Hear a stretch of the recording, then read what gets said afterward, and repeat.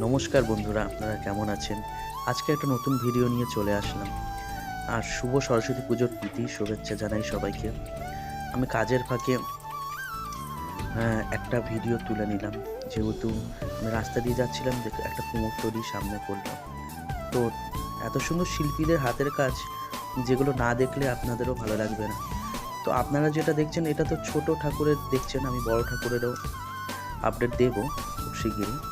কিন্তু সত্যি এত সুন্দর হাতের কাজ যে কি বলবো আপনাদের, আপনাদের দেখেও ভালো লাগবে।